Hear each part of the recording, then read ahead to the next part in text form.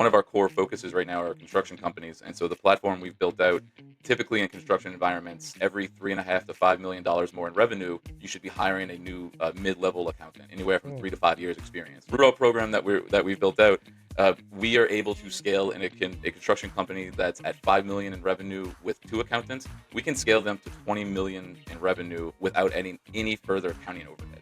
Wow. So, if you do that quick math, you're saving close to $400,000, maybe a little less a year in salaries by implementing. And so this is largely based in AI. Welcome to Beyond the Linear. It's the place where we have conversations with accounting firm owners, finance professionals, C-suite executives, business owners who want to break free from the traditional model. We're talking AI, we're talking automation, strategic thinking, all the tools to transform your practice from a grind into something that creates real freedom. I'm Vince Gascon, and a few weeks ago, I sat down with a CPA who embodies everything this podcast is about. He's not your typical CPA. He taught himself Python, he built AI agents that run his mornings, and he just partnered with Bean AI to automate the entire month-end close. This conversation is from August, and it perfectly captures what happens when you stop thinking linearly about your firm and start thinking exponentially. So let's dive in. Today, I'm joined by Alan Abadie, CPA and founder of Capital Currency. And Alan, you're basically, having talked to you before this, the guy who makes accounting look cool and makes me want to go back to closing the books. So Capital Currency embed audit-ready, AI-powered accounting directly into CRM, ERP, and SaaS platforms. This conversation is perfect timing because, Alan, you just announced a game-changing partnership with Bean AI. That's turning 55 years of controller expertise into AI-powered financial infrastructure. That's all fancy words. I'll be honest, I got AI to write that headline, but we're talking about automating the month-end close, audit-ready books on autopilot, and robust systems that new hires can close the books in 30 days without any hand-holding, or maybe not any hand-holding, without much hand-holding. Does that kind of sum that up pretty well? That last part is exactly what we're championing. And just yesterday, we were doing some market research for a client, and we came up with the metric that, for example, one of our core focuses right now are construction companies. And so the platform we've built out, typically in construction environments, every $3.5 to $5 million more in revenue, you should be hiring a new mid-level accountant, anywhere from 3 to 5 years experience. Right now in the market, that could cost about 55, depending on your region, all the way up to $70,000 a year. Through our system, through our program, I don't want to call it a system. That does sound too much like jargon, but through our program that we've built out, we are able to scale in a construction company that's at 5 million in revenue with 2 accountants. We can scale them to 20 million in revenue without adding any further accounting overhead. Wow. So, if you do that quick math, you're saving close to $400,000, maybe a little less a year in salaries by implementing. And so this is largely based in AI. I do like starting off on the front end and saying, our cute little tagline is, we stay audit ready, exit ready, future ready, and we stay human. And of course, stay is spelled AI, right? But the idea is, AI is going to, quote unquote, run the world, but even the best sprinters have a coach, right? So we are that coach. We are that coach to the platform. We are the coach to the empowering employees. And that leads me to my last point before I turn it back over, because I can talk about this all day. We also appreciate the empowerment it does give less experienced employees, because now, instead of coming to a manager with a problem in the classic, hey, don't bring a problem unless you have 2 solutions, we find employees are bringing their managers 3 solutions to a problem that might occur. And that's what we want in our accountants in the future of this world, is especially in AI. I mean, just the other day, my partner and I, we've been working on something for 3 weeks that we've been building. I told my son about it. I have a 15-year-old, and he's like, well, there's an app that does that. And I'm like, are you kidding me? I wasted 50 hours of my life, right? So that's where we are in the AI world. But exactly, we're not trying to change the AI game. We're not trying to say this will make your company $1 million. What we're trying to say is we will open up your operations for you to focus on why you became that business manager or that business owner. You became a small contractor or a contractor because that's what you were good at. You weren't good at the accounting. You weren't good at hiring people. You were good at selling your services. So let us help you scale without having to keep adding more payroll. It's awesome to see the traditional model of accounting firms really evolve into that more advisory, fractional CFO role, and all the reason being, like, accountants I'll say we, but we know the business. Once an accountant, always an accountant. Yeah, exactly. Okay, let me say that. There you go. But I also want to take it back to how you started from where you were, I think, 15 years ago to now, running an accounting firm beyond the traditional model and using AI in doing that. Well, I went to an event last night, and my son just started school, and he goes to a school in Louisiana. And if I may brag on this for him to hear, he's a very brilliant kid. So he will be graduating at 16 with an associate's degree. And so he goes to school in Louisiana. I'm over in California, and I was just talking about him last night, and I realized my drive to succeed was largely in part, I was a young father. I need to provide for him, future, but it was also I'm watching him grow and him innovate through his intelligence at the age of 4, and thinks, this is what I learned, son, so please do this. And he's like, well, I can probably do it better. And so I just started really looking at my 4-year-old when I'm 4, 5, 6 years into my experience. And I don't know if we can do it better, but I know we all can do it better, right? And so long before AI, I was building, I used to call them cookie cutters. I mean, almost any client I've ever worked with can probably still share some of the ones they use. And it was all just Excel macros, right? And so I taught myself all through Excel, and how does this Excel feed into an import? And I was just fascinated by the researching of it. That paired with my experience of working as an advisor in fractional CFOs, my partner and I had come to realize it almost quite literally is the same problem every single time. Is people get, especially a scaling company, let's say, they're trying to grow, and it's always the cart before the horse. Hey, we want to get to 20 million. Okay, we need the infrastructure in place to get to 20 million. Let's get 3 accountants. Well, accountants, just like any other organization or industry, we also need to work well together. Like you had mentioned, bringing the cool back to accounting. I mean, I don't know if this is going to be a visual medium, but look, you can see I'm an eclectic person. I'm all tatted up and everything, and I work well with a lot of accountants. But then there's those that are truly that pencil protector accountant that maybe I have to blend how to do that. But when you're hiring 3, 4 people, you don't have that luxury because you just need to get people in the door. And every time this happened, my partner and I, we were seeing, well, but you're effectively just creating the same vicious circle, because these could be the 3 perfect accountants, but you put them into a mess that they weren't expecting or wanting or willing to clean up. They were coming in to be your controller, not to be your clean up your crew, right? And so what we initially started out with was, how do we take all of these Excel macros and all of these standard procedures we've seen over the different industries, different years, how do we put that into one environment? This conversation started about 18 months ago, and then officially in February of this year, my partner and I completely leaned in. We started teaching ourselves the different language models. I started learning and teaching myself Python, HTML, and it was more of a survival of the fittest, right? It was, well, we can still be great accountants, and we're still going to get work. Like I said, stay human, right? We're always going to be needed. This is a very heavy, depending on your industry, some more heavily regulated than others, but there's a lot of compliance in the financial world. But we don't want to be left behind.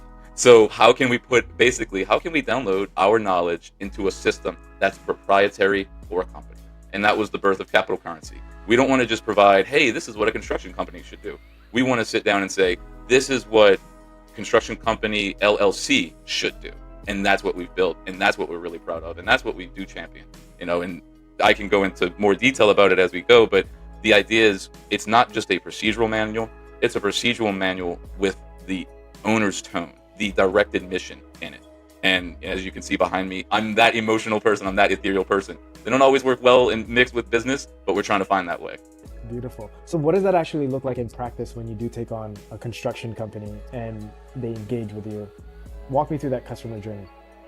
So depending on where the company themselves is, we will typically engage in a company, like I had said. Our last night somebody said it specifically. What is your ideal candidate, right? Or your ideal client? Because let's be frank, any client is a good client. If somebody's going to come bring revenue, you're not going to say no to them. You're going to at least have a conversation. So our ideal clients, is a construction company around 5 million, give or take. And ideally they should have some in-house in order. And you'll be surprised how a lot of small businesses that do 5 to million are not in order. And from there we have just a standard, I say standard, but it's a standard questionnaire of about 30 questions that is more to the idea and the thinking of the operators or the partners. The owner of a construction company who has a 16-year-old child is going to have a much different approach than an owner of a construction company who's a 2-year-old or who isn't married, or all of these things.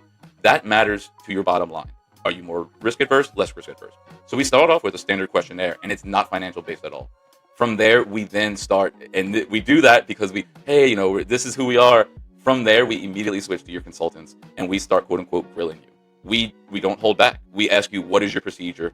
why is it this way? Who told you to make it this way? Here's how we're going to make it better. Or, oh, wow, thanks for giving us some insight because we never thought of that either, right? Because you still are learning every day. So we then go through their entire financial infrastructure. That, and especially a construction model, for example, then does touch operations. So it's the holistic approach of talking to those individuals that actually have the input. From there, we build standardized, compliance-regulated procedures. Those are uploaded into our model. It's an AI model. I don't want to name drop here just in case, but it's an AI model. It's a closed system that we build. And from that is where an employee, a brand new employee, can come in, depending on the restrictions we give them. Let's say it's an AP clerk you hire, without any management direct oversight. The AP clerk can sit down in front of this model and say, hi, I was just hired today. It's the 22nd of January. What do I need to do? And specific to that company, it will list out their details. Typically, if a company is in clean order, that is, their previous taxes have been filed, they're up to date, they don't have any delinquencies, and they have moderately clean books, that onboarding process is anywhere from 30 to 45 days. And that includes a full review of your financials. That includes making sure, hey, GL structures, everything. That is based on a base scoping price. And then from there, we have had some clients that, of course, say, hey, we're clean. You get in, and it's like, we haven't filed your payroll taxes for 3 years. So, those take a little longer because we do not create an environment until we can tell you you're going to pass an audit. That is our main goal. My partner, Armin Bazik, he's an ex-auditor. Our other partner is a CPA who's a tax professional. And so we do not build an environment and call it a complete environment until we know you're financially compliant, because those go hand in hand. We cannot build compliance if you're out of compliance. So that the onboarding process is much more, and I appreciate you saying bringing the cool back to accounting, because it isn't, okay, give me your banking login. It's, no, we're going to have to talk for a few hours because this is going to save you not only money, but so much time in the future. And just like anything, there's that investment on the front end. And is this with the Bean AI partnership considered, or does that unlock more for you as a firm? Because I'm also trying to understand. No, absolutely. So the Bean AI is just further unlocks. The Bean AI, if you were to segregate these two operations, so what Bean AI has afforded us to do, and Bean's been around, I believe, since 2021. What Bean has afforded us to do is they are an automated closed structure company. So they do not have a closed AI environment, but what they do have is an AI environment that's able to go retrieve and disseminate information. So through one central login, you can give different team members different levels of security into client files, and all on one page. It's called the Bean portal. All on one portal, multiple individuals can see a client's financials. So that individual doesn't even need to have access to the QuickBooks file, for example. They can still perform their duties within the Bean portal. Bean has they're fully HIPAA, SERPA, all of the compliance. They have all of those registrations and licensing, which was great for us. Overnight made us compliant. And they do a full automation close cycle. We are from onboard to close, right? We shifted from that financial side to more of the procedural compliance side. So the joint venture did make sense. The partnering made sense only because, well, if you have 2/3 of it and we have 1/3 of it, why don't we just make the full picture? So if you were to onboard only just for Bean, you're probably looking at around 15 to 30 days because Bean does not offer any sort of cleanup in your environment. They offer cleanup to get into the Bean environment. So what we're doing is offering or presenting cleanup for you to be in compliance, whereas Bean's just trying to get you into the environment to help you speed up your close. So together, Wow. If you're rolling out both Capital Currency and Bean, there is no added time over the Capital Currency timeline because we're constantly working with Bean. Because as we're developing your procedures, Bean very much needs to know what that GL. And I keep saying Capital Currency and Bean. What's very important to stress is through one of the things that has taken this partnership a little longer is we had to make sure that we weren't creating more places for our clients to log into. So we create one central login through a proprietary domain that we own. And that login works both on the entire Capital Currency platform and the entire Bean platform. And there's communication between them both. So while, to the client, they're paying one bill, they're interacting with one team. Financially and structurally, we are two separate entities. But we don't want the client to know that. I mean, we don't care if we know that, but we don't want the client to experience that. Throughout my career, I was working for a nonprofit, and I would say at one point I had 7 different things I had to log into between the donor system, the QuickBooks file, and it just took time.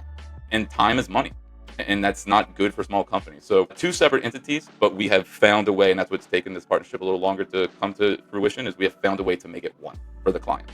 Beautiful. Wow. And I can sense too that because Bean AI is the open source process, but the AI tool that you use is closed. How important is data privacy in AI and even protecting your client's information? Because there's a lot of implications on that with AI and adoption into the accounting and finance space. No, and that has been, I couldn't tell you. Luckily I relocated to Los Angeles, California last year because in talking to about this idea at just different networking events, a random IP attorney would say like, "Well, have you thought of this?" And I was like, "Wow, no," because I'm just a 37-year-old CPA, not some 37-year-old tech savant. So luckily, I've surrounded myself with the right people because exactly, especially AI. If you're using one of the more open source ones, again, I'm not going to name drop here, but though that data may never be mined, that's the idea there is may. It can be. And once you put it into that, if there is somebody who cares enough, they can find it, right? I can do it. If you gave me even one little headway, I can go find something that somebody has put into one of the open sources. We've actually had a client recently that they found an individual using ChatGPT. They found an individual using an open source, and they were asking an open source about a public company's financials. And it's like, well, hey, you can't do that. Like this is, and not that there's a law against it, but there isn't a law saying it's okay, right? So what we do with the closed source environments is going back to the registered domain, the proprietary domain. It exists within that user's domain, and specifically for us, we own the domain during the engagement of the contract with the client. We have a clause that at the end of the contract, should you wish to take over this domain, you can buy it for no markup. It is sold to you at what we paid for it, and often that's as little as $100 a year. Our environment is fully closed. It is ran through one of the more larger tech companies, and the data it's a language model that is built on what you instructed, what you build it to. So there is no inside or outside data. Even users within the own universe, unless they have specific allowed access, cannot update that language model. So the security and your privacy, especially in the financial world, you cannot express the importance of that. And look, personally, of course, I'm using the open source ones to ask about my own banking or my kid's college fund, or because hey, I just want to be smarter. And I'm not, look, if somebody knows what I have in my bank account, so be it. My client, that's their information. Yeah. And that is proprietary. And as we're doing this model, proprietary is going to become more and more because innovation isn't just what you think, it's what you hear and what you grow from that. Right. And it's so if you put something into a public source, that's no longer your idea. And the only thing that we get to take to this grave are our ideas. So that is why the security between your open and your closed source or closed environment language models is of the utmost importance right now. And I do, for the sake of anyone who may be listening to this, if you're implementing AI in your firm, please check with any member of your team and make sure they're not doing anything outside of your regimented guidelines. And if you don't have any, please give us a call because we can definitely get you rolling and make sure you're protected on that front. That's awesome. Yeah, I mean, it just feels like you're building the financial department of the future. Because, I mean, with the state of the accounting industry, compliance and bookkeeping have been commoditized with all the tools that are out there. So now the firms that are growing are the ones offering sophisticated advisory, fractional CFO work, tax strategy.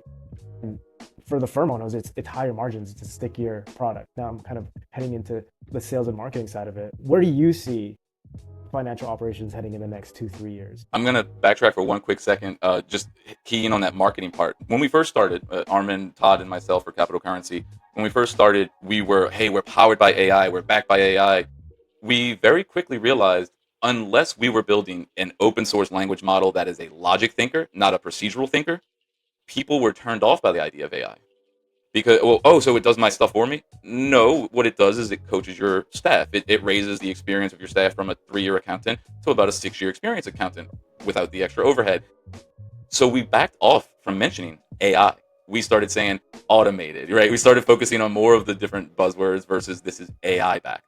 Now with Bean, once we bring Bean is truly AI backed. That is an automated process that will handle certain entries for you, that you can run certain scripts to do automation, full automation for you.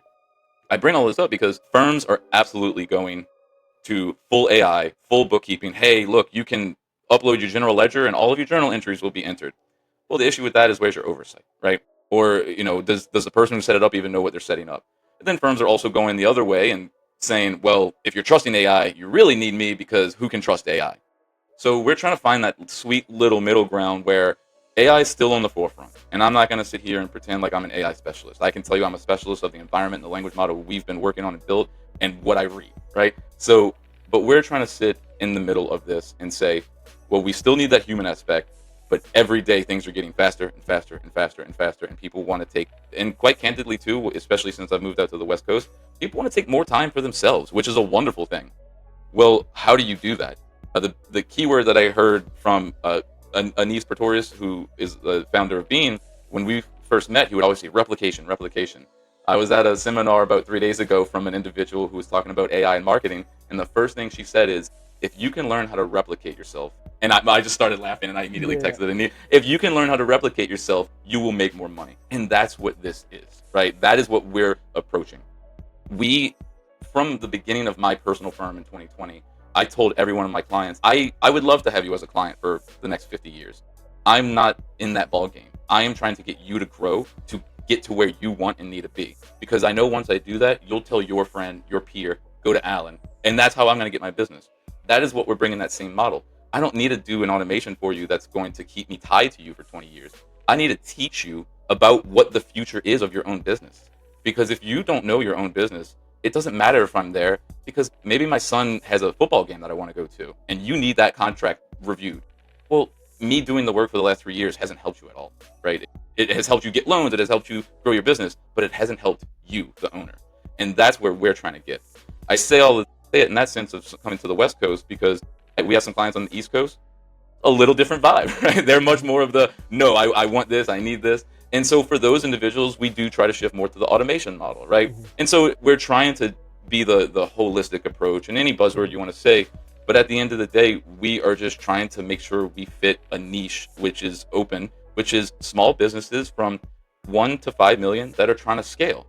We have a specific focus, which has allowed us to grow and enhance those procedures, those processes around different industries.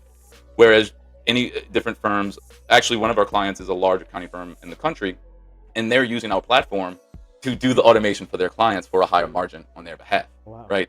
So that's their route. They have a legacy of clients. They have 250 clients nationwide. So they don't need to get out and get new work. They're not trying to grow. Well, everybody's trying to grow, but they're not actively scaling by 2, 3, 4-fold. They'll get 10 new clients a month, and they're clipping along. They need that process to be faster. So where I see the industry going, like I had said earlier, is where is the money coming from, really? And especially with AI, it's such an AI at all, say any sort of tech. It's such a unknown commodity in the world that I can speak to a 25-year-old accountant who is truly terrified of it, and then I can speak to a 70-year-old soon to retire or retiree who loves it, and you can also flip that script. It is one of the few things in my career where it hasn't been a generational. Throughout my career, almost this idea, or as different regulations come out, ideologies have been generational. This is tossing the ball game in the air. So you will see a lot more firms offering, switching from that, oh, we do client advisory to we do client advisory and bookkeeping. Bookkeeping historically isn't a higher margin, right? So it's gonna start eating one from the other, and that's why we're just trying to sit in the middle here with a little white flag and say, hey, look, guys, we're just trying to make everybody money. And I had a peer a couple of weeks ago. We were talking, and they had sent me a referral, and I responded directly to the client, and I realized, I probably should have went through them. And she told me directly, she said, Alan, there are 6 million people within a 3-hour drive of here. If there's not enough business for the both of us, then what are we doing? And that's what we're that's what we're looking at. So Yeah. where the financial world is going, I wish I had that crystal ball, but we are trying to look at it and say, well, if this half is implementing AI, are they doing it for a higher margin, or are they doing it for their clients? And then if this half isn't implementing AI, are they doing it because they're stubborn, or are they doing it for their clients? Where's that happy medium? We think we're in there, but hey, only the market will tell us soon. Yeah. I think when I was in the accounting world, I'm like, hey, should I start my own firm? And I looked at the business model of an accounting firm, and it just seemed to me, at least, that, and it turned me away from it, where you have this model, you grow your practice out over a 10, 15 year period, and it's this linear path to it. But a lot of the accountants I see were stuck working in the business with compliance, bookkeeping, and they were just stuck in the business. It seems like in your situation, you've been able to provide a more holistic approach to your business, which probably means higher margins for you, and you're able to go to your suds game and not work crazy hours. Is that true? And if it is, how do you see AI helping that unlock for business owners? So For firm owners specifically. no, I'm going to bring up something that Shannon had mentioned on a podcast she guested on a couple of years ago. She said trust doesn't happen in the big moments; it's the everyday touch points. I have operated that way in my entire career, and I'm from my father is almost 80. I'm from the southeast region. Very conservative way of professional thinking. You stick with you retire, you get your gold watch. I don't believe in that because that's not how innovation happens, right? So the way I've always, even before the AI model, I've always been able to make sure I'm putting myself first is because that's how I know I'm going to get the best me. And that trust comes from don't maybe not only trust other people, not only just yourself, but trust your gut sometimes. And I have done that throughout my career. And look, of course, not all the time it works, but I make the joke if I'm 51% successful, that's a win, right? Any gambler would take that, right? So where with the trust yourself is when something comes across and I'm like, wait, that's an idea. I want to follow that. I will engage with that individual. I will engage with that idea, that article, whatever it is, and I will learn. I will learn to a point to where I feel like I'm satiated, like I ate a good meal. That trust then turns into, or must turn into, action. If I will say this as a father and a single parent for his entire life, my son has been my driver to take action. You need to find your driver. Look, not everybody wants a child, not everybody has a child. But maybe you have a dog and you want to buy the best dog food for your dog. Maybe it's vacations, maybe it's not even monetarily. Sometimes it's just pride. What is your driver? Trust. And that is where we are bringing it is we are driving you to not trust us, to not trust what you're hearing, to trust yourself that you have the accurate information to do this so that on Thursday you can say, well, it's Thursday at 4. Really want to go to my daughter's morning breakfast at school. I trust that tomorrow I can pick up right where I'm at because I have everything in place because I prepared myself.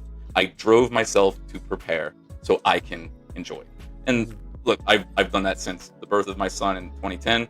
And again, not all the time has it worked, but when it doesn't work, I've trusted myself to know, hey, this isn't working. Knowing your strengths, but knowing your weaknesses is pretty dang important. Yeah. Wow.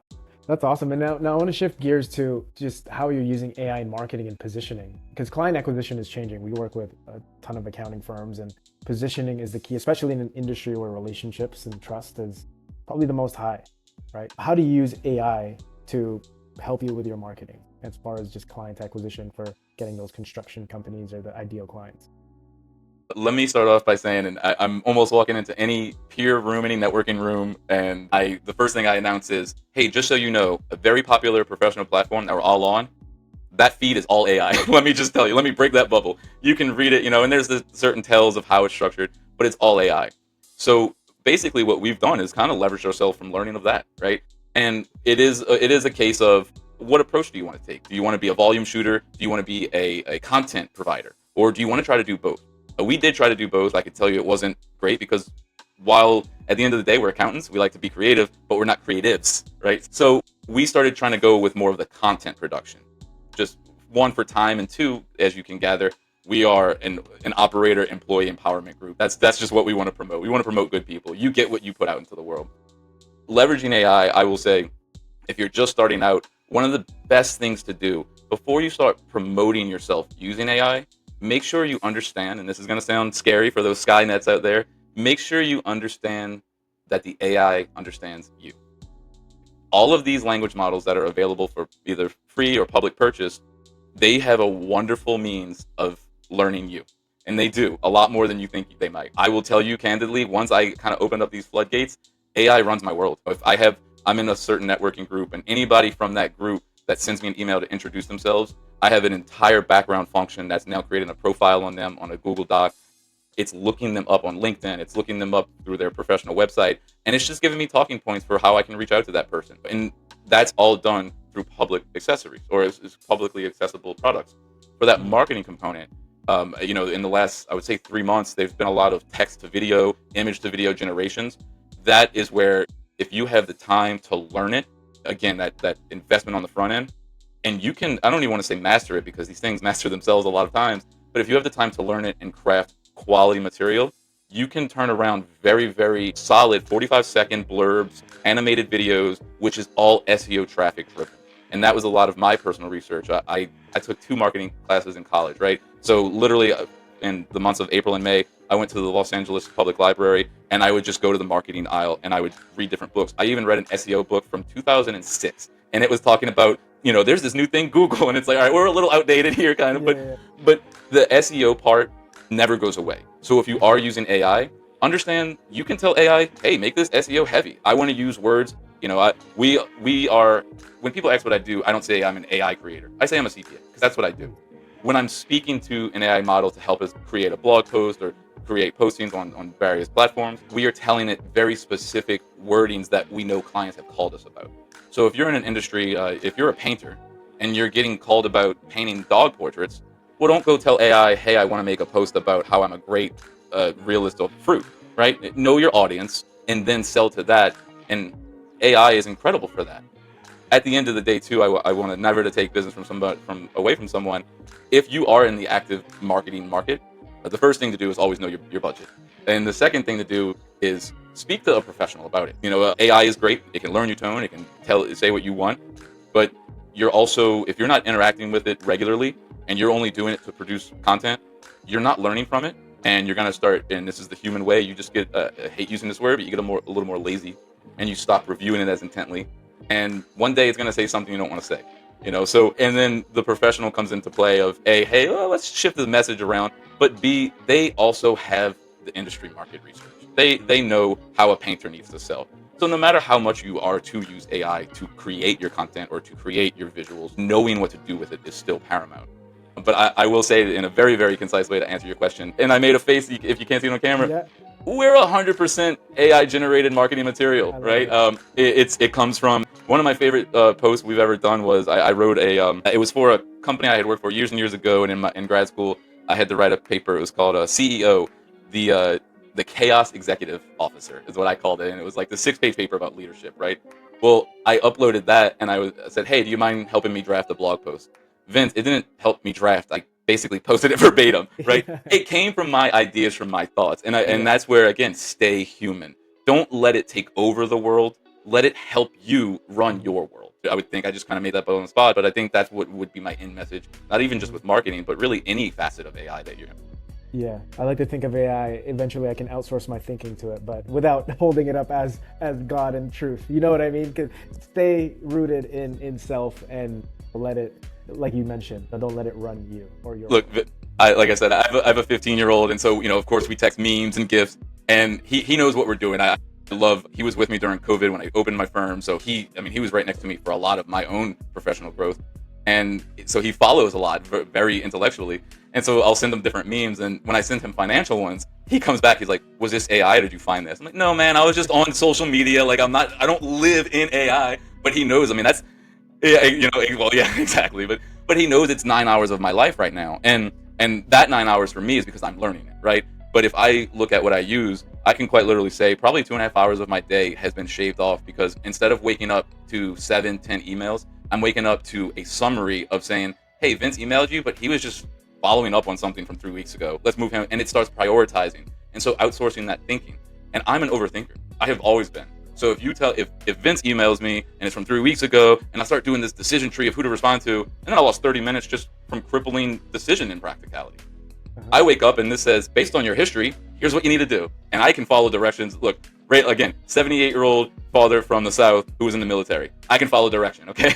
Wow, that's awesome. Well, we're about to wrap up here. If one of my last questions is, if we fast forward 12 months from now, where do you want Capital Currency to be in terms of the platform and just even your position in the market or just overall? Wow. I've been living almost day to day. Maybe the last month we've been living week to week, so it's been a little sigh. But let me see, 12 months. I would say what I would want Capital Currency to be known for is I want us to be ubiquitous with compliance, consistency, and clarity. I've served as controller, CFO. I've been a staff accountant X to do controller level work. I've been a quote unquote CFO at a small company doing bookkeeping. Through all of those experiences, there's just no consistency, which then leads to no compliance. And I can't tell you how many organizations I worked for that I'm the controller at the time, or acting fractional controller, CFO at the time, and we get a tax notice, and I'm getting screamed like, well, this is from back due taxes 2 years ago, right? So I am one who says the way to utilize everything in front of you from your industry is to follow the rules, because the more you follow the rules, the more you know them, the more you learn them, and the more you can utilize them. And you notice I didn't say circumvent or walk the line. You utilize them. They're there for a reason. Someone before you has thought of how to circumvent something, and that's why that's there in place, right? It's for protection of all. Take that as you will, but I want capital currency to become known ubiquitous, clarity, compliance, and just overall cohesion of entity. Market share, look, I have a son going in college. I said there's enough business out there. If my market share registers as 0.1% of the blip, as long as my clients are making money, I know I'm making money, right? And I know what I need to live. I'm a more humble person. Look, I love traveling. I love fancy things. We all will scale up to those. However, in 12 months, if I'm still doing this and I'm doing it with, I would say, maybe 25 more clients on a monthly basis than what we have right now, which would be on average probably gaining about 1.5 more a month, which would, as we're picking up traction, we went 6 months with 0 and then we've gone 2 weeks with 9. So, it happens quickly, but I would like to get to where we're servicing about 25 clients a month.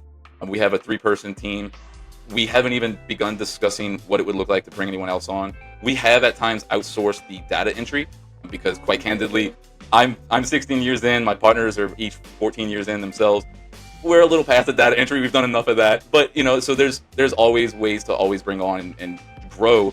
But right now, we want to focus on making sure that this is complete. And excuse me for kind of tangenting, but part of the Bean teaming was what took so long is what their full suite offers is not what capital currency has fully absorbed because it's not complete. They're still trying to get certain metrics that they're providing in place to work 100% of the time.